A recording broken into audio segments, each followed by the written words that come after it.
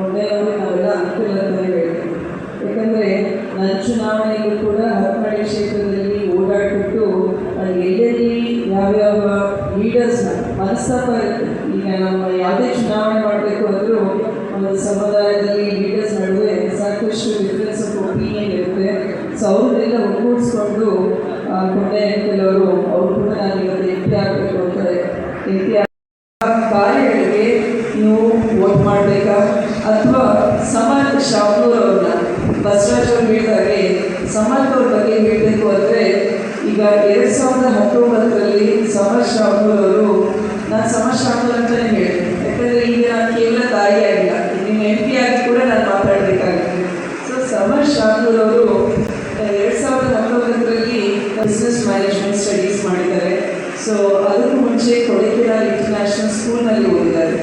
So ಯಾಕೆ ನಾನು ಇದನ್ನೆಲ್ಲ ಸ್ಪಷ್ಟತೆಯಿಂದ ಹೇಳಬೇಕಾಗಿದೆ ಅಂದರೆ ಒಬ್ಬ ಯುವ ನಾಯಕ, ಯುವಕರು ಕೊಡೈಕೆನಾಲ್ ಇಂಟರ್ನ್ಯಾಷನಲ್ ಸ್ಕೂಲ್ನಲ್ಲಿ ಓದುವಾಗ ಬೇರೆ ಬೇರೆ ದೇಶದಿಂದ ಸ್ಟೂಡೆಂಟ್ಸ್ ಬಂದಿರ್ತಾರೆ.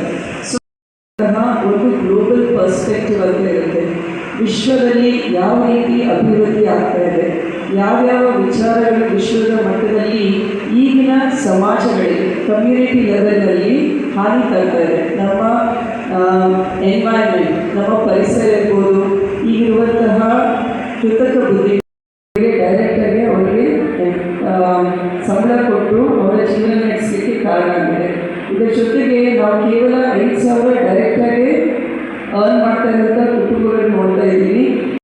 ಶುಗರ್ ಫ್ಯಾಕ್ಟ್ರಿ ಮತ್ತು ICPL ಬಾಗಲಕೋಟೆಯಲ್ಲಿರುವಂತಹ ಪುತ್ತೂರು ವಿಲೇಜ್ನಲ್ಲಿರುವಂತಹ ಇಂಡಸ್ಟ್ರೀಸು ಇದನ್ನು ಕೂಡ ಸೆಟಪ್ ಮಾಡೋದ್ರಲ್ಲಿ ಸಮರ್ಥ್ ಅವರು ಅವ್ರ ತಂದೆ ಜೊತೆಗೆ ಜರ್ಮನಿ ಇರ್ಬೋದು, ಜಪಾನ್ನಲ್ಲಿ ನಾವೇನು ಟರ್ಬೈನ್ಸು ಮಿಷಿನ್ಸ್ ಎಲ್ಲ ತಗೊಳ್ತೀವಲ್ಲ, ಈ ಎಲ್ಲ ಮೀಟಿಂಗ್ಗಳಿಗೆ ಅಲ್ಲಿರುವಂತಹ ಅಗ್ರಿಕಲ್ಚರ್ ಬಗ್ಗೆ ಸಾಕಷ್ಟು ಉತ್ಸಾಹ ಇದೆ. ನಮ್ಮ ದುರ್ಗಾವತಿನಲ್ಲಿ ಟಿಶ್ಯೂ ಕಲ್ಚರು ಲ್ಯಾಬ್ ಕೂಡ ಇದೆ. ಸೊ ನಾವು ಅಡಿಕೆ ತಳಿಗಳನ್ನು ಕೂಡ ಮಾಡ್ತಾ ಇದ್ದೀವಿ ಅಲ್ಲೇ ಲ್ಯಾಬ್ನಲ್ಲಿ. ಮತ್ತು ಹೈಡ್ರೋಫೋನಿಕ್ಸು, ಏರೋಫೋನಿಕ್ಸ್ ಅಂತ ಹೊಸ ಹೊಸ ಟೆಕ್ನಾಲಜಿ ಬರ್ತಾ ಇದೆ ಅಗ್ರಿಕಲ್ಚರ್ನಲ್ಲಿ. ಸೊ ಇದನ್ನು ಕೂಡ ಸಮರ್ಥ್ ಅವರು ಹೋಗಿ ಕಲಿತು ಅದನ್ನು ಇನ್ಸ್ಟಾಲ್ ಕೂಡ ಮಾಡಿದ್ದೀವಿ. ಹೈಡ್ರೋಫೋನಿಕ್ಸ್ ಟೆಕ್ನಾಲಜಿನ ವಿದ್ಯಾರ್ಥಿನಲ್ಲಿ ಮಾಡಿದ್ದೀವಿ. ಆಮೇಲೆ ಸಮರ್ಥ್ ಅವರು ಒಂದು ರೂಟೀನ್ ಇದೆ, ಬೆಳಿಗ್ಗೆ ಎಲ್ಲ ಆಮೇಲೆ ಜನರ ಬಳಕೆ ನೋಡಿದ್ದಾರೆ. ಈಗ ನಮ್ಮ ದಾವಣಗೆರೆಯಲ್ಲಿ ಸಾಕಷ್ಟು ಟೀ ಲಾಂಜಸ್ಸು, ಕಾಫಿ ಪಾರ್ಕ್ಸ್ ಎಲ್ಲ ಇರೋದು ಹೌದಾ. ಸೊ ಬೆಳಿಗ್ಗೆ ಹೋದರೆ ಎಲ್ಲ ಅವ್ರ ಜೊತೆ ಕುತ್ಕೊಂಡು ಟೀ ಕುಡಿದು ಏನೇನು ನಡೀತಾ ಇದೆ ಕಾರಮಂಡಕ್ಕಿ ಥರ ಸುದ್ದಿಗಳನ್ನೆಲ್ಲ ತಿಳ್ಕೊಂಡು ಓಡಾಡ್ತಾ ಇದ್ದಾರೆ. ಅದರ ಜೊತೆಗೆ 3 ಚುನಾವಣೆಗಳು, ಅವರ ಅಪ್ಪಾಜಿಯವರ ಚುನಾವಣೆ, ಮಲ್ಲಿಕಾರ್ಜುನ ಅವರ ಚುನಾವಣೆ. ನಾವೆಲ್ಲ ಅಜ್ಜರು ಅನ್ನಲ್ಲ ಅಪ್ಪಾಜಿ ಅಂತೀವಿ. ಸೊ ಜನಕ್ಕೆ ಕನ್ಫ್ಯೂಸ್ ಆಗ್ಬೋದು, ಅವ್ರ ಡ್ಯಾಡಿ ಬಗ್ಗೆ ಮಾತಾಡ್ತಾ ಇದ್ದೀನ ಅಥವಾ ಗ್ರ್ಯಾಂಡ್ ಫಾದರ್ ಬಗ್ಗೆ ಮಾತಾಡ್ತಾ ಇದ್ದೀನ ಅಂತ. ಸೊ ನಮ್ಮ ಮಾವನವರ ಚುನಾವಣೆ, ಮಲ್ಲಿಕಾರ್ಜುನ ಚುನಾವಣೆ, ಜೊತೆಗೆ ನನ್ನ MP ಚುನಾವಣೆ 3ರಲ್ಲೂ ಕೂಡ ಸಕ್ರಿಯವಾಗಿ ಓಡಾಡಿದ್ದಾರೆ. ಸೊ ಒಂದು ಸರ್ಕಾರ ಯಾವ ರೀತಿ ಇರುತ್ತೆ, MLA ಶಾಸಕರಾದರೆ ಇಟ್ಕೊಂಡಿದ್ದೀವಿ ಅಂದರೆ ಮೊದಲನೇದಾಗಿ ದಾವಣಗೆರೆ ದಕ್ಷಿಣ ಭಾಗದಲ್ಲಿ ಎಷ್ಟು ಜನ ಮತದಾರರಿದ್ದೀರಾ, ಆ ಎಲ್ಲ ಮತದಾರರು ಯಾವ ವಾರ್ಡ್ನಲ್ಲಿದ್ದೀರಾ, ಆಮೇಲೆ ದಾವಣಗೆರೆಯಲ್ಲಿದ್ದೀರಾ ಅಥವಾ ದಾವಣಗೆರೆ ಸೌತ್ನಲ್ಲಿ ಅವ್ರು ಓಟಿದ್ದು ದಾವಣಗೆರೆ ಉತ್ತರದಲ್ಲಿ ಮನೆ ಇದೆಯಾ, ಆಮೇಲೆ ಕೇವಲ ದಾವಣಗೆರೆಯಲ್ಲಿದ್ದೀರಾ ಅಥವಾ ಸಿಟಿಗಳಲ್ಲಿ ರೈನ್ ಶೆಡ್ಯೂಲ್ ಸೇರ್ಸೋಕ್ಕೆ ಏನು ಮಾಡಿದರೆ BJP ಮಾಡಲಿಲ್ಲ, ನೀವು ಮಾಡಿ ಒಂದು ರೆಸ್ಪೆಕ್ಟ್ ಮಾಡಿದ್ದೀವಿ. ಏನು ವಾತಾವರಣ ಮುಸ್ಲಿಂ ವಿರೋಧ ಆಗಿದೆ, ಇದನ್ನೆಲ್ಲ ಮುಸ್ಲಿಮ್ಸ್ ಅವರು ವಿರೋಧ ಅಂತ ಏನಿಲ್ಲ. ನೀವು ಯೋಚನೆ ಮಾಡಿ, ಅವರೊಂದು ತುಂಬ ಅಧಿಕ ಸಂಖ್ಯೆ ಇರೋದ್ರಿಂದ ಕೇಳೋದಲ್ಪಡ್ತೀವಿ. ರಾಜ್ಯದಲ್ಲಿ ಎಲ್ರಿಗೂ ಎಲ್ಲ ಕಡೆ ಯಾಕ್ಷಲಕ್ಕಂತಲೂ ಕೇಳೋಂಥ ವರ್ತಿಸಿದೆ. ಇಲ್ಲಿ ಅವರು ಜನಸಂಖ್ಯೆ ಜಾಸ್ತಿ ಇರೋದ್ರಿಂದ ಕೇಳೋದ್ರಲ್ಲಿ ತಪ್ಪಿಲ್ಲ. ನಮಗೆ ಈಗ ಆಲ್ರೆಡಿ ನಮ್ಮ ಮುಸ್ಲಿಂ ನಾಯಕರುಗಳಂತ ಎಲ್ಲ ನಮ್ಮ ಕಾಂಗ್ರೆಸ್ ಪಕ್ಷದ ಶಾಸಕರು, MLCಗಳು ಮತ್ತು ಮಂತ್ರಿಗಳೆಲ್ಲ ಕೆಲಸ ಮಾಡ್ತಾಯಿದ್ದಾರೆ. ಮತ್ತು ಇವತ್ತು ನಮ್ಮ ಜಮೀರ್ ಸಾಹೇಬ್ ಅವರು ಕೂಡ ಬಂದು ಇವತ್ತು ಧ್ಯಾನ ಆಗ್ತಾಯಿದ್ದಾರೆ. ಇದರಿಂದ ಏನು ಒಳ್ಳೆಯ ವಾತಾವರಣ ಇದೆ. ನಾವು ಕರ್ನಾಟಕ ಪ್ರದೇಶ ಕಾಂಗ್ರೆಸ್ ಸಮಿತಿಯ ಹಿಂದುಳಿದ ವರ್ಗದ ರಾಜ್ಯಾಧ್ಯಕ್ಷ ಅಂತ ಬಂದು ಬಂಗಾರಪ್ಪ ಸಾಹೇಬರ ಆದೇಶದ ಮೇರೆಗೆ ಮತ್ತು KPCCಯ ರಾಜ್ಯಾಧ್ಯಕ್ಷರು ಸಾಹೇಬ್ರವರ ಆದೇಶದ ಮೇರೆಗೆ ಸಿದ್ದರಾಮಯ್ಯ ಆದೇಶದ ಮೇರೆಗೆ ನಾವೆಲ್ಲ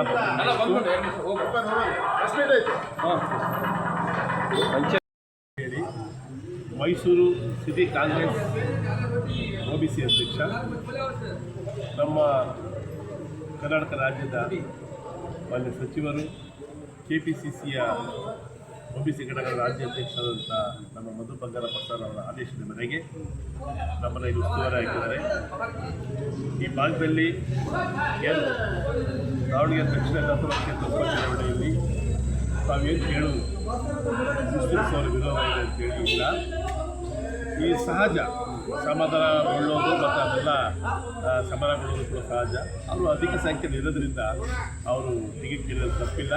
ಅದನ್ನು ನಮ್ಮ ನಾಯಕರಾದಂಥ DK ಶಿವಕುಮಾರ್ ಸಾಹೇಬರು, ಸಿದ್ದರಾಮಯ್ಯ ಸಾಹೇಬರು, ಶಿವಕುಮಾರ ಸಾಹೇಬರು ಇವರೆಲ್ಲರೂ ಕೂಡ ಕರೆದು ಅವರ ಹತ್ರ ಮಾತಾಡಿ ಆ ಮುಖಂಡಗಳು ಏನಿದ್ದಾರೋ ಅಭ್ಯರ್ಥಿಗಳಾಗಿದ್ದಾರೆ ಅವರನ್ನ ಕರೆದು ಸಂಗ್ರಹ ಮಾಡಿದ್ದಾರೆ. ಮತ್ತು ಎಲ್ಲ ಮುಸ್ಲಿಂ ನಾಯಕರುಗಳು ಏನಿದ್ದಾರೆ, ಸಚಿವರು, ಶಾಸಕರು, MLCಗಳೆಲ್ಲ ಅವರು ಕೂಡ ಎಲ್ಲ ಸಂಗ್ರಹ ಮಾಡ್ತಾ ಇದ್ದಾರೆ. ಜಮೀರ್ ಸಾಹೇಬರು ಕೂಡ ಇವತ್ತಿಂದ ಆ ಕಡೆ ಕೇಳ್ತಾ ಇದ್ದಾರೆ. ಇವತ್ತು ನಮ್ಮ ಡ್ಯಾಶಿಂಗ್ ನೇತೃತ್ವದಲ್ಲಿರುವಂಥ ನಮ್ಮ ಜಮೀರ್ ಸಾಹೇಬರು ಅವರ ಒಂದು ಇವತ್ತು ಪ್ರಚಾರ ಇದೆ ಮತ್ತು ರೋಡ್ ಶೋ ಇದೆ ಮತ್ತು ಅವ್ರ ಸಮಾಜದ ಮುಖಂಡರುಗಳ ಕರೆದು ಮಾತಾಡ್ತಾ ಇದ್ದಾರೆ.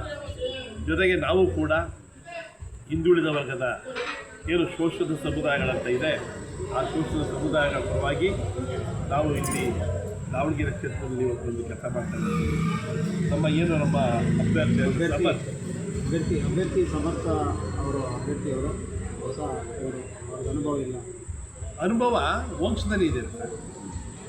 ವಂಶ ಪರಂಪರೆ ಅನುಭವ ಇದೆಯಲ್ಲ, ತಾತ, ಅಪ್ಪ, ಅಮ್ಮ ಮತ್ತು ನಮ್ಮ ರಾಜ್ಯದ ಕಾಂಗ್ರೆಸ್ ಪಕ್ಷದ ನಾಯಕರುಗಳು, ಹಾಗೆ ವಂಶ ಪರಂಪರೆ ಅಂತ ಏನಿಲ್ಲ. ಅದಕ್ಕೆ ಈಗ ಯಾರು ವಂಶ ಪರಂಪರೆ ಇಲ್ಲ ಹೇಳಿ. ಈಗ ತಾತವ್ರು ಹೋಗ್ಬಿಟ್ಟು ಆ ಸ್ಥಾನವನ್ನು ಯಾರು ತುಂಬಬೇಕು? ಆ ಸ್ಥಾನವನ್ನು ಅವ್ರ ಮೊಮ್ಮಗ ತುಂಬ್ತಾ ಇದ್ದಾರೆ. ದಾವಣಗೆರೆ ಕ್ಷೇತ್ರದ ಎಲ್ಲ ಮತದಾರರು ಶ್ರೀಮಂತ ವರ್ಗದವ್ರನ್ನ ಕೈ ಹಿಡಿತಾರೆ. ಶ್ರೀಮಂತಿಕೆ ಅನ್ನೋದು ಪ್ರಶ್ನೆ ಬರಲ್ಲ ಇದರಲ್ಲಿ. ಅವರ ನಡವಳಿಕೆ ಅವ್ರಿಗೆ ಇದರಲ್ಲಿ ಯಾವುದೇ ಏನರಲ್ಲಿ ಆಸ್ತಿ ಮಾಡಬೇಕು, ಹಣ ಮಾಡಬೇಕು ಅನ್ನೋ ಒಂದು ಅವಶ್ಯಕತೆ ಏನಿಲ್ಲ. ಯಾಕೆಂದರೆ ದೇವರು ಅವ್ರಿಗೆ ಎಲ್ಲ ಚೆನ್ನಾಗಿ ಕೊಟ್ಟಿದ್ದಾರೆ. ಅದರಿಂದ ಅವ್ರು ಜನಸೇವೆ ಮಾಡಬೇಕು ಅಂತ ಹೇಳಿ ನಮ್ಮ ಮಲ್ಲಿಕಾರ್ಜುನ ಸಾಹೇಬರು ಓಟ್ ಹಾಕಿದ್ರು ಸಾಮಾನ್ಯ ವರ್ಗ ಸಿಗಲ್ಲ. ಇಲ್ಲ ನೋಡಿ, ನಿನ್ನೆ ದಿನ ನಾನು ಮತಯಾಚನೆ ಮಾಡುವಾಗ ನಮ್ಮ ಸವಿತಾ ಸಮಾಜ ಅಂತಿದ್ದಾರೆ, ಕ್ಷೌರಿಕ ಸಮಾಜ, ಆ ಸಮಾಜದ ಬಂಧುಗಳಿಗೆ ನಮ್ಮ ಬಿಡ್ತಿರು 2 ರಿಂದ 3 ಬಾರಿ ಅನುದಾನವನ್ನು ಬಿಡುಗಡೆ ಮಾಡಿಕೊಟ್ಟಿದ್ದಾರೆ. ಹೆಂಗೆ ಮಾಡಿಕೊಟ್ರು? ಸಿಗಲ್ಲ ಅಂತ ಹೇಳಿದ್ಮೇಲೆ ಆ ಕ್ಷೌರಿಕ ಸಮಾಜಕ್ಕೆ ಸಮಾಜ ಎಲ್ಲ ಜೊತೆಯಲ್ಲಿದೆ ಅಂತ ಮಾಡಿಕೊಟ್ಟಿರ್ಬೇಕು. ಕಾಮನ್ ಮ್ಯಾನ್ ಹೋದಾಗ ಸ್ಪಂದಿಸಬೇಕಲ್ಲ. ಇಲ್ಲ, ನಾವು ನಿಜಕ್ಕೂ ಕೂಡ ಬೇರೆ ಪಕ್ಷಗಳಲ್ಲಿ ಈ ಸಣ್ಣ ಸಮಾಜಗಳಾಗಿ ಗುರುಸೋದೇ ಕಷ್ಟ ಇರುವಾಗ ನಮ್ಮ ಸಮುದಾಯ ಭವನಕ್ಕೆ, ಅಂದರೆ ಸವಿತಾ ಸಮಾಜ ಸಮುದಾಯ ಭವನಕ್ಕೆ ತುಂಬ ಹಣವನ್ನು ಬಿಡುಗಡೆ ಮಾಡಿಕೊಟ್ಟಿರೋಂಥದ್ದು. ಮತ್ತು ಹಿಂದೆ ಮಲ್ಲಿಕಾರ್ಜುನ ಮಲ್ಲಿಕಾರ್ಜುನ ಸಾಹೇಬರಿದ್ದಾರೆ, ಅವ್ರ ಹುಡ್ತಬ್ಬಕ್ಕೆ ನಮ್ಮ ಸಮಾಜದ ಕ್ಷೌರಿಕರ ಕುಟೀರಗಳ ಕ್ಷೌರಿಕ ಕಿಟ್ಗಳನ್ನು 600 ಕಿಟ್ಟನ್ನು ಕೊಟ್ಟಿರೋಂಥದ್ದು ಅಲ್ಲಿ ದಾವಣಗೆರೆ ಕ್ಷೇತ್ರದಲ್ಲಿ. ಇದು ರಾಜ್ಯದಲ್ಲಿ ಯಾರು ಕೂಡ ಯಾರು ಹುಡ್ತಬ್ಬು ಕೂಡ ಒಂದು ಶೋಷಿತ ಸಮುದಾಯಕ್ಕೆ ಸಹಾಯ ಮಾಡಿರೋಂಥದ್ದು ಇಲ್ಲ. 600 ಕಿಟ್ಟನ್ನು ಕೊಟ್ಟಿರೋಂಥದ್ದು. ಒಂದು ಕಿಟ್ಟಿನ ಬೆಲೆ 8,000 ರೂಪಾಯಿ. 600 ಕಿಟ್ ಕೊಟ್ಟಿದ್ದಾರೆ. ಇನ್ನೇನು ಬೇಕು? ಅದು ಶೋಷಿತ ಸಮುದಾಯ ಪರವಾಗಿದ್ದಾರೆ ಅವರು. ಅದರಿಂದ ಅವ್ರ ಗೆಲುವಲ್ಲಿ ಯಾವುದೇ ಸಂದೇಹವಿಲ್ಲ. ನಾವು ಇವತ್ತು ಕರ್ನಾಟಕ ರಾಜ್ಯದ ನಮ್ಮ OBC ಅಧ್ಯಕ್ಷರ ಮಧು ಬಂಗಾರಪ್ಪ ಸರ್ ಜೊತೆಗೂಡಿಕೊಂಡು ಇವತ್ತು ಎಲ್ಲ ಶೋಷಿತ ಸಮುದಾಯಗಳನ್ನು ಮತಯಾಚನೆ ಮಾಡ್ತಾ ಇದ್ದೇವೆ. ನಮ್ಮ ಕಾಂಗ್ರೆಸ್ ಪಕ್ಷದ ಅಭ್ಯರ್ಥಿಯಾದಂಥ ಸಮರ್ಥ ಶಾವ್ನು ಮಲ್ಲಿಕಾರ್ಜುನ ಸರ್ ಅವರ ಪರವಾಗಿ ಅದನ್ನು ತೊಗೊಂಡ್ಬಿಡ್ತೀನಿ. ಎಲ್ಲ ನಮಸ್ಕಾರ. ಎಲ್ಲ ದಾವಣಗೆರೆಯ ನನ್ನ ಪ್ರೀತಿಯ ಜನತೆಗೆ ನಮ್ಮ ಒಂದು ಶೋಷಿತ ವರ್ಗ, ಹಿಂದುಳಿದ ವರ್ಗಗಳ ಸಮುದಾಯಗಳ ಪರವಾಗಿ ನಾನು ವಂದನೆಗಳನ್ನು ಸಲ್ಲಿಸ್ತೀನಿ. ಇಷ್ಟೇ ಕಾರಣ, ಇವತ್ತು ನಾವು ಇಲ್ಲಿ ದಾವಣಗೆರೆಗೆ ಬಂದಿರೋದು, ನಮ್ಮ ಎಲ್ಲ ಮುಖಂಡರುಗಳು ಬಂದಿರೋದು ಇಷ್ಟೇ. ಶಾಮನೂರು ಶಿವಶಂಕರಪ್ಪರವರ ಮೊಮ್ಮಗ ಸಮರ್ಥರನ್ನು ಅವ್ರು ಗೆಲ್ಲಿಸಬೇಕು ಅಂತ ಕಾರಣ ಇಷ್ಟೇ. ಅದು ಮುಂದುವರೆದ ಭಾಗ ಆಗುತ್ತೆ. ಇವಾಗ ಶಾಮನೂರು ಶಿವಶಂಕರಪ್ಪರವರು ನಮ್ಮ ಒಂದು MLA ಆಗಿ ಸೇವೆ ಸಲ್ಲಿಸ್ತಾ ಇರುವಾಗ ಮಧ್ಯದಲ್ಲಿ ಅವರು ಅಕಾಲಿಕ ಮೃತ್ಯು ಆಗಿದ್ದಾರೆ. ಅಂದರೆ ವಯೋಸಹಜ ರೀತಿಯಲ್ಲಿ ಅವರು ನಿಧನರಾಗಿ ಲಿಂಗೈಕ್ಯರಾಗಿದ್ದಾರೆ. ಅವರ ಒಂದು ಜಾಗವನ್ನು ತುಂಬಲು ಅವರ ಮೊಮ್ಮಗ ಸಮರ್ಥರವರು ನಿಂತಿದ್ದಾರೆ. ಅವರನ್ನು ಗೆಲ್ಲಿಸ್ಕೊಳ್ಬೇಕು ಅಂತ ಕೇಳ್ಕೊಳ್ಳೋಕ್ಕೆ ನಾನು ಈ ದಾವಣಗೆರೆ ಜನತೆಯಲ್ಲಿ ನಾನು ಕಳಕಳಿಯ ಮನವಿಯನ್ನು ಮಾಡ್ತೀನಿ. ಯಾಕೆಂದರೆ ಕಾಂಗ್ರೆಸ್ ಸರ್ಕಾರ ಹಿಂದುಳಿದ ವರ್ಗಗಳ, ಶೋಷಿತರ, ಮಹಿಳೆಯರ, ರೈತರ, ಯುವಕರ ಪಾಲಿನ ಗ್ಯಾರಂಟಿ ಯೋಜನೆಗಳಲ್ಲಿ ಮುಖ್ಯವಾಗಿ ನಾವು ತಲುಪ್ತಾ ಇರೋದು ಸಾಮಾನ್ಯರಿಗೆ, ಜನಸಾಮಾನ್ಯರಿಗೆ. ಪಂಚ ಗ್ಯಾರಂಟಿಗಳನ್ನು ಕೊಟ್ಟು ಪ್ರತಿ ಮನೆಗೂ ಇವಾಗ ನಾವು ಕ್ಯಾನ್ವಾಸ್ ಮಾಡ್ತಾ ಇದ್ದೀವಿ 7-8 ದಿನಗಳಿಂದ. ಪ್ರತಿ ಮನೆಗೂ ಕೂಡ 2,000 ಹೋಗ್ತಾ ಇದೆ. ಉಚಿತ ವಿದ್ಯುತ್ ಕೊಡ್ತಾ ಇದ್ದಾರೆ, ಯುವನಿಧಿ ಬರ್ತಾ ಇದೆ, ಫ್ರೀಯಾಗಿ ಅಕ್ಕಿಯನ್ನು ತೆಗೆದುಕೊಳ್ತಾ ಇದ್ದಾರೆ. ಮತ್ತು ಇಷ್ಟೆಲ್ಲ ಕೊಟ್ಟರೂ ಕೂಡ ಯಾಕೆ ಸಮರ್ ಅವರಿಗೆ ತಮ್ಮ ಅತ್ಯಮೂಲ್ಯವಾದ ಮತವನ್ನು ನೀಡಿ ಜಯಶೀಲರನ್ನಾಗಿ ಮಾಡಿಕೊಡ್ಬೇಕು ಅಂತ ಕಳಕಳಿಯಿಂದ ಪ್ರಾರ್ಥಿಸ್ತಾ ಇದ್ದೇನೆ.